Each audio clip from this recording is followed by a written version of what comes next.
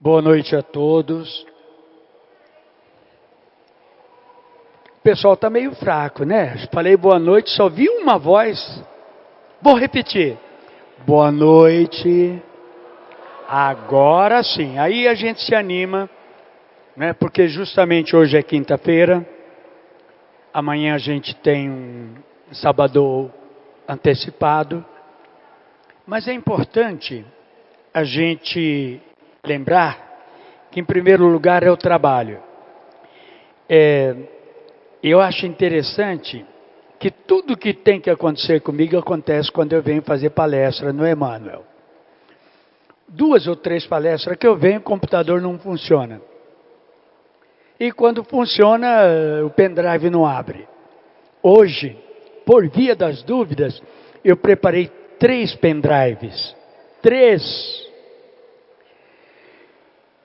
Onde é que foram parar os 3 pendrives? De verdade. E eu deixei os 3 em lugares diferentes. Falei, ó, se um sumir, tem outro. Cheguei no carro, estou procurando e não achei nenhum dos 3 pendrives. Paciência. Mas me parece que alguém aqui no Emmanuel não gosta de mim. Tá? Ou ele faz isso só para me testar. Mas o tema de hoje seria este aqui. E vai ser médium moderno no tratamento do médium moderno. Ok? Evidentemente que quando a gente fala em médium, a gente fala em desenvolvimento, harmonização e reeducação. O desenvolvimento, talvez a gente não se aprofunde muito, talvez não nos aprofundaremos, porque aqui só tem cobra criada, desculpe aí a gíria, só tem expert, né? Por exemplo, acabou de chegar a sabedoria dele chega a reluzir, né, Maurício? Ficou com inveja, tirou os cabelos para lavar e não se lembra onde deixou, né? Eu também. Tá bom? Harmonização. É preocupante a questão da harmonização. Nos tempos modernos, nós estamos muito perturbados. Essa correria do dia a dia, dinheiro, família. O Palmeiras, né? Que nos dá tanta decepção. Olha lá, o palmeirense já me olhou. Né? Então, tudo está contribuindo para que a gente abandone um pouco esse estágio de harmonia. E o médium é extremamente vigiado. Se não no plano material, no plano espiritual. Então a gente precisa estar alerta 24 horas por dia. Que o médium não é só a hora que ele chega aqui. O médium é 24 horas por dia. E não adianta, esses dias o Papa falou um negócio interessante. Não adianta você dizer sou cristão de boca para fora com uma arma na mão. Não adianta a gente falar eu sou médium, não é?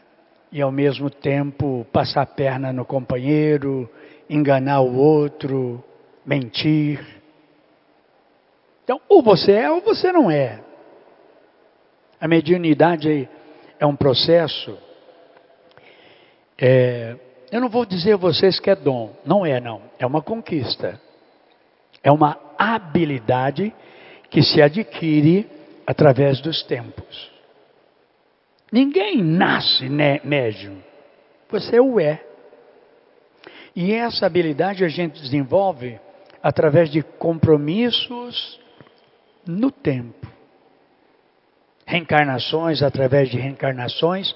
E o nosso primeiro compromisso como médium, eu sei que é difícil, mas é o compromisso moral. É o compromisso moral. O médium pode não ser o melhor médium do mundo, mas ele será um bom médium se ele reinclina a cabeça no travesseiro e ao dormir ele diz: hoje eu fiz o meu melhor. Hoje eu fiz o meu melhor. O compromisso da mediunidade é individual. É um contrato que a gente faz.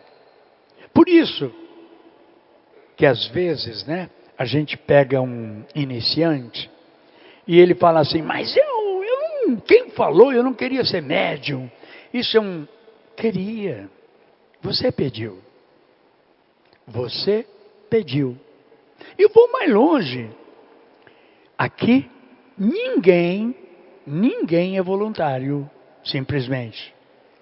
É um compromisso, uma obrigatoriedade. Você pediu para vir para cá. Esse voluntário é aquele voluntário meio forçado, né? Então nós pedimos. E a mediunidade é uma habilidade. Habilidade que devemos agradecer por possuir. É a nossa capacidade de contatar, de conversar. O dom maravilhoso, este nosso de conversar. E transcende na espiritualidade, na mediunidade, transcende o campo material. Deixa de ser um mero órgão de vocalização e passa a ser um órgão de transcendência. A comunicação interespíritos, ela transcende o simples órgão físico. Ela vai além. E é um fenômeno maravilhoso e altamente educativo. Portanto, né, nós devemos hoje preparar-nos. Os temas que nós devemos conversar, palestrar, é sobre as coisas práticas. Primeiro, equilíbrio.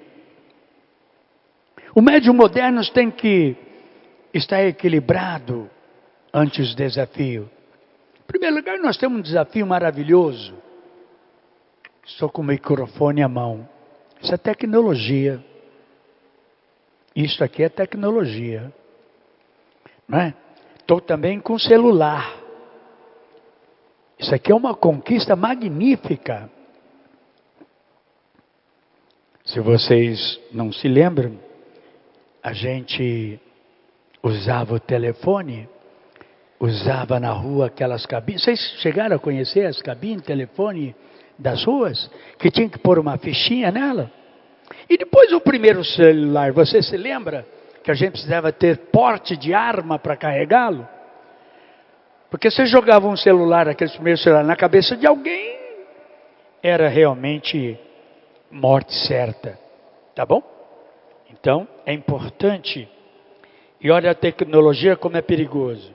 Eu falei aqui, celular é uma arma, e apareceu a arma e eu perdi o tema. Estão vendo como realmente nós médiums precisamos estar preparados? Os desafios da vida contemporânea são muitos. Os desafios dessa nova realidade são muitos. E a Casa Espírita deve propiciar, primeiramente, a oportunidade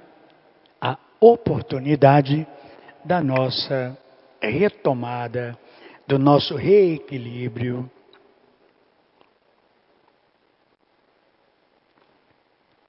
Então, nós temos um compromisso muito grande com os nossos médiuns.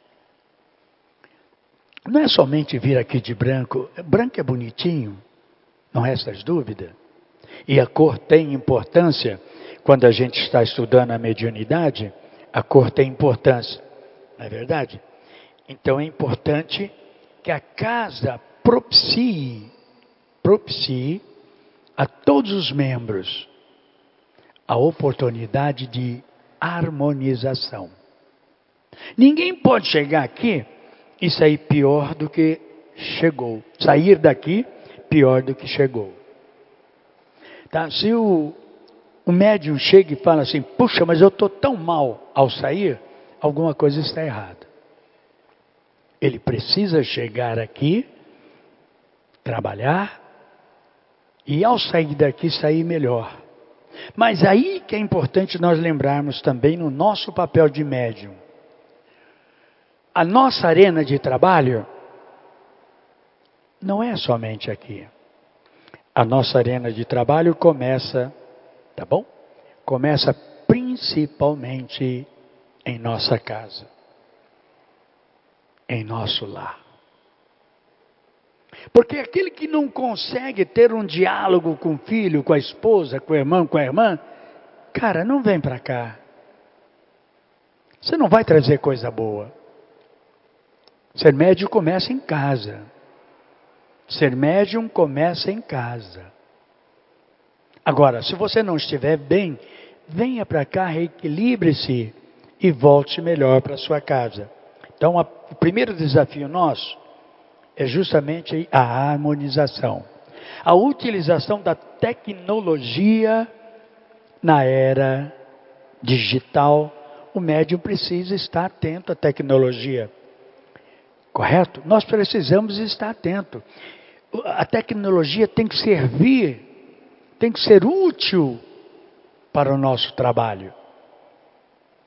Provavelmente daqui a um tempo, nós vamos receber comunicação via celular. Por que não? A gente está trabalhando, os mentores teclando o celular. Ainda não vi essa utilização, mas talvez alguém já tenha visto. Então, a primeira preocupação nossa hoje é justamente a tecnologia. Por favor, redes sociais. É tão bom, né? Mas não vamos nos tornar viciados. Você chega em casa, o filho, a esposa está com o celular, você não consegue mais falar bom dia, eu te amo. Você não consegue mais parar um minutinho para conversar embaixo do pé de manga? Pé de manga chega a ser brincadeira, né? Na mangueira chega a ser brincadeira, mas ali na varanda, parar um pouquinho, brincar, conversar, está todo mundo... Ontem não foi, há uns 3 dias eu fui a um evento com meus alunos, éramos em 8 pessoas, 2 conversavam, 6 conversavam de celular para celular. Acabou a diversão. Como era gostoso a gente bater papo, a gente saber, né? A gente chegava e perguntava, como você está? Você está bem? Agora a gente já chega e pergunta, você leu minha mensagem?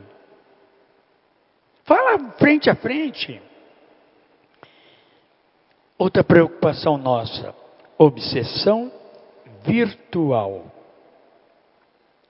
Obsessão virtual. Meus amigos, nossos filhos estão terrivelmente viciados e, às vezes, estão sendo, cooptados, às vezes estão em práticas terríveis devido a essa tecnologia. Desafios aí, meu Deus do céu, alguns movimentos causam essa obsessão. Tem um tal de Red Pill, é isso? Meu Deus do céu. Estão transformando nossas mulheres em vítimas. Tá? E são diversos grupos que tem, né? Agora, a outra preocupação nossa, que eu achei interessante esse estudo, é o médium influenciador que a gente precisa trazê-lo para casa. Esse médium influenciador, às vezes se apresenta como alguém especial. Nossa, a casa está assim, eu preciso fazer isso, eu preciso fazer aquilo. Mas a ética, ele esquece. E essa reunião nossa das quinta-feira é justamente para despertar a nossa visão. Será que eu estou sendo um médium influenciador? Quem deve influenciar são os nossos livros. É o conhecimento, é a prática da caridade. Jamais alguém que vem aqui, pode até, sei lá, ter certas boas intenções, mas ele influencia tanto que ele altera a caminhada das casas. Não é verdade? O que nós precisamos buscar? Equilíbrio. Precisamos buscar o equilíbrio. E essas reuniões de quinta-feira é justamente para isso. Não precisamos vir aqui com projetos maravilhosos. Não, na quinta vamos discutir a construção do Emmanuel 2. Não. O que nós temos aqui já é o suficiente para o bom trabalho. Inclusive tem algumas orientações espíritas que dizem que a casa muito gigante se perde. Que a casa muito grande se perde. O que nós temos aqui é o suficiente para fazer maravilhas. Mas a gente precisa vir aqui e tocar no que realmente interessa. Não é? O que eu busco, o que eu sou. A gente precisa vir para casa e mostrar a todos os nossos colegas, olha, se você precisar, conte comigo. A gente precisa vir para cá consciente que vai receber um abraço, que vai receber afeto, que vai receber carinho. Nós não temos um compromisso em fazer obras miraculosas, mas temos de fazer obras sólidas. O sorriso, o aperto de mão é muito mais importante, tá bom? Que construir edificações materiais. A certeza que você está indo para um lugar agradável, gostoso. E essa certeza a gente vai desenvolver nesse nosso trabalho de treinamento com os médios. Vocês vão espargir o que vocês sentem, o que nós sentimos. Mas o bem sentir, a gente vai desenvolver aqui, na quinta-feira. Nós vamos sair daqui consciente que nós estamos num bom lugar. Se assim não for, não devemos ficar, né? Então nós precisamos desenvolver para todos nós, ou propiciar a todos nós, uma saúde mental, um equilíbrio. E isso a gente só pode desenvolver em todos se a gente puder observar, a gente puder sentir, a gente olhar o nosso parceiro e fulano de tal não está bem. A gente orar por ele. A gente propiciar a ele um ambiente saudável. Nossa casa não pode ser um campo de batalha. Já nos basta a correria lá fora de sobrevivência, de subsistência, de manutenção do nosso status, né, econômico, social, político. Aqui não. Vamos fazer uma metáfora interessante. O trabalho de quinta-feira é uma grande bateria. E a gente precisa se plugar nessa bateria. A gente precisa realmente na quinta-feira transmitir, receber energias salutares. Não é? E aí é o momento da gente conversar, por exemplo, sobre a reforma íntima. É preciso que a gente comece a colocar em nossos colegas, em nossos companheiros, um compromisso. Qual? O meu primeiro compromisso é comigo. Porque se eu estiver bem, o mundo ficará bem. Se eu estiver ruim, o mundo será ruim. Eu só posso fazer o bem se eu for bom.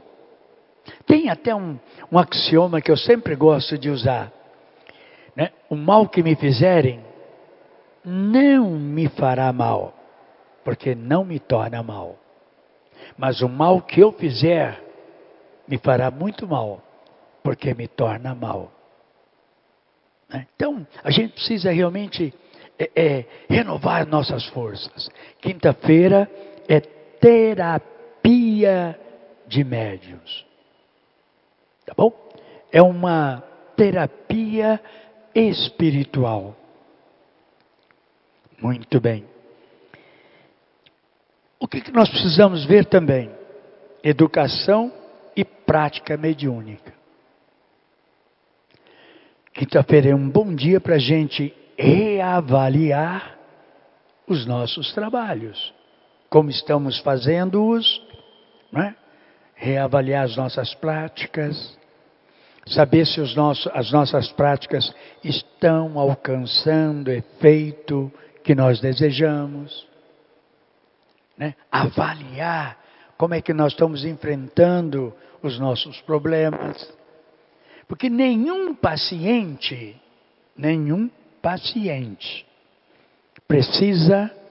precisa sentir as nossas diásporas, as nossas desavenças, as nossas contendas. Porque vai haver, ocasionalmente, contenda, desavença. E é isso que é bonito. Ninguém é igual a ninguém. Se a gente não tiver rusga, a gente não progride. Se a gente não tiver distensões, a gente não evolui. A gente só percebe que é eficiente quando o outro é ineficiente. E essa percepção a gente adquire praticando, né? Às vezes a gente chega e fala assim, mas o presidente é isso, é aquilo. Geralmente quando a gente reclama é uma verdade. O presidente é isso, é aquilo. O coordenador do trabalho de quinta-feira é isso, é aquilo. Mas o que você pode fazer para melhorar? Ou só vai ficar falando e reclamando? O que você pode fazer para contribuir? Que tal se oferecer para trabalhar? Não é verdade? Então, a gente precisa visualizar o nosso papel, né, dentro da coletividade espiritual. E assumir. Não ter medo. Não ter medo. Mas eu não sei, sabe? A gente sempre sabe. No fundo, é gostoso falar mal dos outros. Mas é difícil assumir o cargo do outro. Como é bom falar das pessoas, como é difícil carregar a carga que o outro carrega. Né? Não tem esforço nenhum falar, né? Mas carregar o trabalho é terrível. Muito bem. Outra proposta importante. Estudo contínuo. É muito cômodo a gente trabalhar mediunicamente? Não. Meu caso é incorporação absoluta. Não tenho responsabilidade.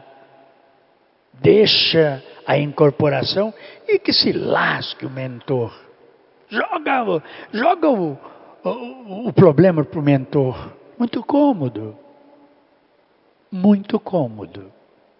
Nós precisamos nos conscientizar que 90% da responsabilidade de um trabalho é nossa. O mentor inspira, mas inspira aquilo que nós temos de bom. É impossível um mentor chegar e falar para você, cura fulano de tal, vai lá no pâncreas dele e dá uma descarga de energia. E o cara vai lá e põe a mão no coração. Eu não sabe onde fica o pâncreas. Por sinal, eu também não sei. Mas um dia eu vou aprender. Mas vocês observaram como é importante o nosso papel? Importante o nosso papel. Num passado distante, a incorporação era absoluta. Por que era absoluta? Porque os homens, os seres humanos, eram um tanto quanto grosseiros. Hoje não. Hoje não. Hoje a gente estuda. Hoje nós temos um grau de desenvolvimento maior. Hoje a nossa responsabilidade na incorporação, na mediunidade, é uma incorporação parcial. É um contrato que a gente assina, e vou falar para vocês, é um contrato em branco, tá? E a nossa participação é a maior parte. Os nossos mentores vêm e utilizam o que a gente tem de bom. O mentor, às vezes, tem um grau intelectual muito inferior. O grau moral dele pode ser até bom, mas ele não é, às vezes. Nós trabalhamos com mentores que são intelectualmente inferiores a gente, às vezes. Tá bom? Às vezes o mentor que nos vem, ele veio buscar o nosso apoio. Não é porque eu já não estou no plano encarnado que eu virei o suprassumo da perfeição. Não. Ele vem para trabalhar. Ele vem para aprender. Ele vem para, junto com você, tá bom? Se esforçar. Queimar neurônios. Então é importante que nós estudemos. Outra coisa muito importante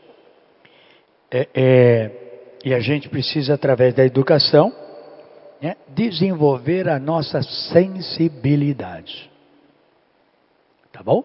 A gente precisa desenvolver a nossa sensibilidade. Isso é uma prática diária. Olhar, observar, começar a ter boas palestras que eu digo é bate-papo, não é? Deixar um pouquinho a violência de lado, deixar um pouquinho a contundência de lado, ler bons livros, fazer boas reflexões, parar, meditar, tá bom? Então a gente é o que deseja. Nós somos aquilo que nós queremos. Se eu quiser ser bom, eu serei. A bondade a gente aprende. A bondade a gente aprende.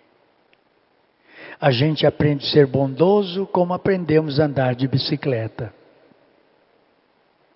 Nós desenvolvemos as nossas qualidades praticando-as. Tendo como exemplo pessoas especiais, né? Tendo como exemplo pessoas, não é inveja, mas é almejar ser igual a alguém melhor que a gente.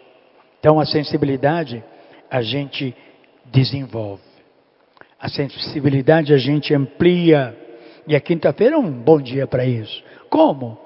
Conversando, batendo papo. Trazer um palestrante aqui para conversar sobre sensibilidade, um psicólogo. Não é verdade? Olha, pensemos. Nós somos melhores hoje do que fomos ontem? Não precisa responder. Pensem nisso. Nós estamos melhor do que éramos? Com certeza, sim. Mas a gente deve fazer esse pensamento diário. Hoje eu sou melhor que foi ontem? Hoje eu aprendi algo a mais? Hoje eu me tornei alguém mais equilibrado? Então, esse pensamento deve ser constante, diário. E a quinta-feira é bom para a gente fazer isso. Fazer uma terapia psicológica, se avaliar, deixar-se avaliar também. Nós não somos caixinhas individuais, nós somos um conjunto. Tá bom? O que nós precisamos fazer na nossa quinta-feira? Apometria e tratamentos desobsessivos.